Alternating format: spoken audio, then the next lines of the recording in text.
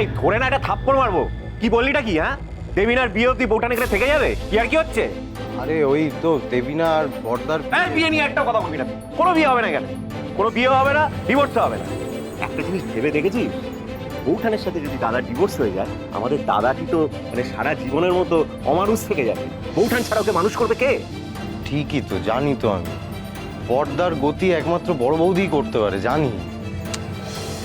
শোন শোন শোন, দেবিনার বিয়েটা হলে না সব শেষ হয়ে যাবে, জাস্ট শেষ হয়ে যাবে সব। কিন্তু কি করবি বল, বড় বৌদি তো এই বিয়েটা হয়েই ছাড়বে।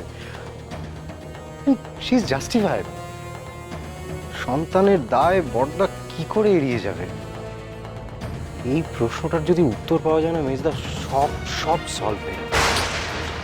কিন্তু বুবাই, দায়টা দাদা এড়াবে কি করে? ভেবেছি, অনেকটাই ভেবেছি, কিন্তু আর কোনো রাস্তা পাইনি। বিশ্বাস কর, বিয়েটা হতেই হবে। আমার কিছু ভালো লাগছে না বুবাই, কিচ্ছু ভালো লাগছে না। কোনো লাভ নেই। তোর ভালো লাগলো, আমার ভালো লাগলো কি না লাগলো, তাতে কার কি যায় আসে বল? চল বরং মাঝে আর একটা সপ্তাহ বাকি, আমরা ওই বিয়ের তোর জোর করি। চল। এই দাঁড়া দাঁড়া দাঁড়া, কি বলছিস তোর খেয়াল আছে? মানে তুই কি বলছিস সেটা বুঝে বলছিস তো? আমি তো কিছু বুঝতে পারছি না, কি বলছিস তুই? শোন না, আমি বলছি আমার কথাটা শোন। চল বরং আমরা বরফিকে ডাকি, তাই না? বরফিকে ডাকি, বরফিকে আমাদের দলে আনি। তাহলে দলে আমরা তিনজন হয়ে যাব, তিনটে মাথা থেকে বুদ্ধি বেরোবে, কিছু একটা রাস্তা ঠিক বেরোবে। চ ম্যাচ না, মানে বরফিকে ডাকবো মানেটা কি? মানে কি বুঝতে পারছি না আমি কিছু।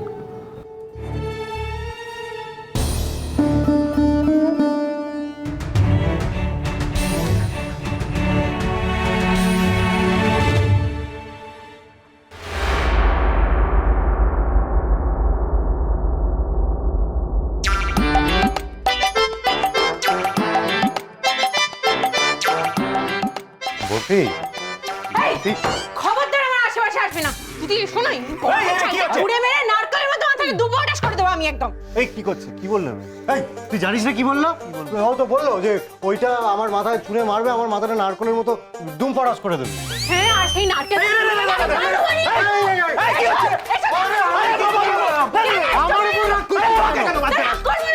না কেন? কি কেন তোমরা বলে সীমাকে যে দেবেনার বিয়ে পর্যন্ত থেকে যেতে? শোন শোন বরফি, হুরে বাবা, শোন শোন শোন, বলছি শোন, আমাদের মাথায় না একটা প্ল্যান আছে। আমি কোন রকম কোনো প্ল্যান শুনতে চাই না, যাও এখান থেকে। তুই বুঝতে পারছিস না, আমরা এখানে এসেছি তোকে আমাদের দলে টানতে। বরফি, আমি কোনো দলে নেই, আমি নির্দল। যাও তো, যাও না। প্ল্যানটা শোন না, শোনা একটা নিজেদের মধ্যে আলাপ আলোচনা করে একটা কিছু প্ল্যান বানিয়ে না, ওই বউঠান আর দাদার ডিভোর্সটা আটকে দেবো। কি? আটকে দেবো। এইসব প্ল্যানে Divorce এর কথা বলো না, আটকে দেবো। আমি নেই এইসব প্ল্যানে।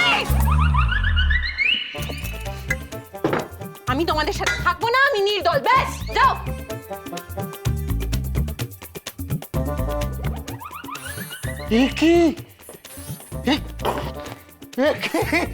কি করলি?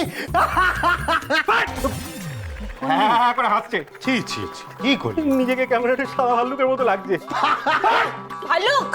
তোমরা ভাল্লুক নও, তোমরা হচ্ছে শিয়াল। শিয়াল। সাদা শেয়াল হয় নাকি? কি বলছিস? চুপ করো তো। আমি খুব ভালোভাবে বুঝে গেছি তোমাদেরকে। তোমরা শিয়ালের মতো ধূর্ত, সেই জন্য তো দল পাল্টে ফেলে বাকিদের দলে চলে গেলে। সৈমার কথা ভাবে না কিছু না? সৈমার এই ডিভোর্সটা হলে সৈমা আত্মসম্মানের সাথে বাঁচতে পারবে, সৈমা ভালো থাকবে, এটা তোমরা কিছুতেই বিশ্বাস করতে চাইছো না। শোন বরফি,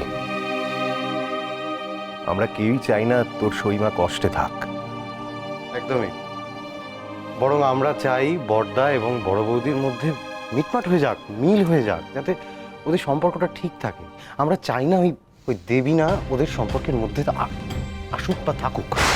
এইভাবে সবকিছু ঠিক হয় না স্মল সূর্যি, এটাই তোমরা বুঝতে পারছো না। তোমরা বুঝতে পারছো না, কিন্তু আমি খুব ভালোভাবে বুঝে গেছি। সৈমা কোনোদিন এই সংসারে ভালো থাকবে না। সৈমা ভালো থাকবে একমাত্র যদি ডিভোর্সটা হয়ে যায়। সৈমা নিজের মতো করে বাঁচতে পারে, সৈমা আত্মসম্মানের সাথে থাকতে পারে। এই সংসারে জাতাকলে পড়ে কোনোদিন সৈমা ভালো থাকতে পারবে না। শোন বরফি, তুই একটু ঠান্ডা মাথায় ভাব। তুই এটা ভাবতে পারলি যে আমরা সইমায়ের খারাপ চাই? দেখ, আমি যদি সত্যি তোর সইমায়ের খারাপ চাইতাম তাহলে কখনো রেডিও স্টেশনের কাজের হদিশটা দিতাম কি? দেখি এই মাথাটা গরম করে দিলাম। সরি। বোকা মেয়ে, কাঁদছিস কেন? আমার ভালো লাগছে না। তোমরা কেন আমার সইমায়ের কথা ভাবছো না বলো তো? তোমরা বিগসূর্যিকে শোধরানোর জন্য সইমাকে ব্যবহার করতে চাইছো, ডিভোর্স না করানোর তালে আছো।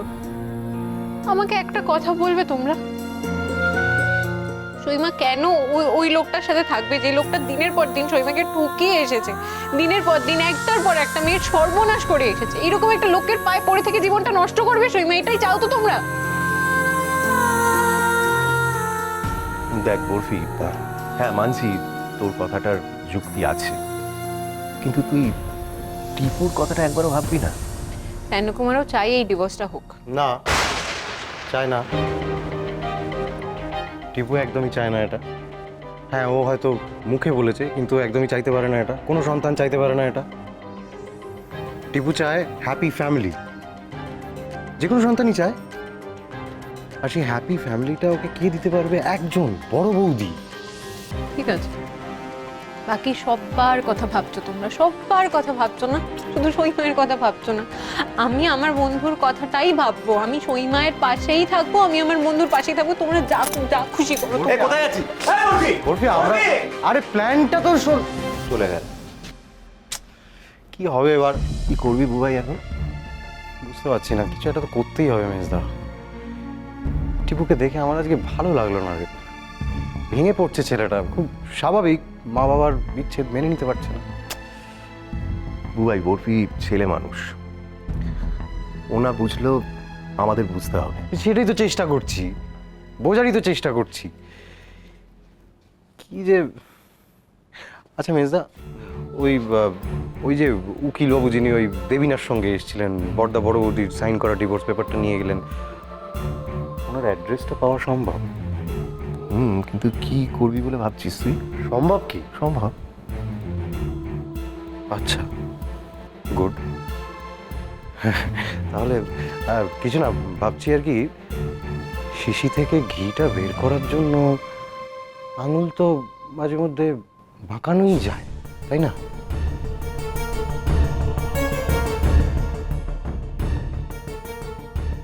দেখুন কুমার, আপনি কি সত্যিই চান?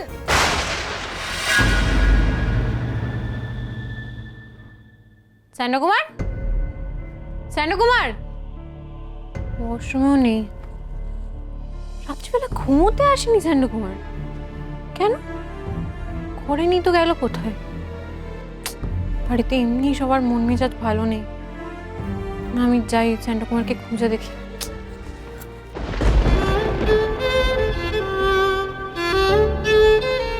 আর 7 দিন পরে আমাদের বিয়ে সমরেশ।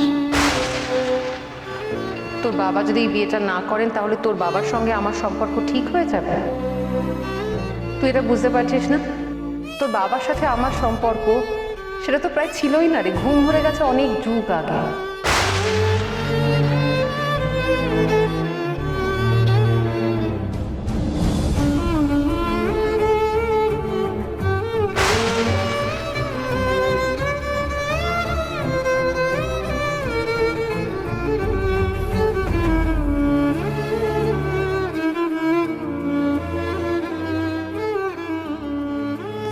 কুমার,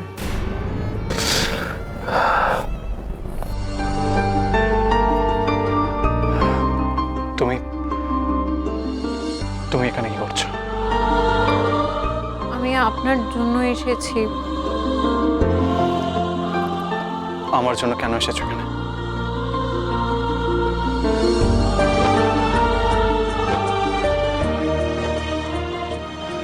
আপনি কাঁদছেন?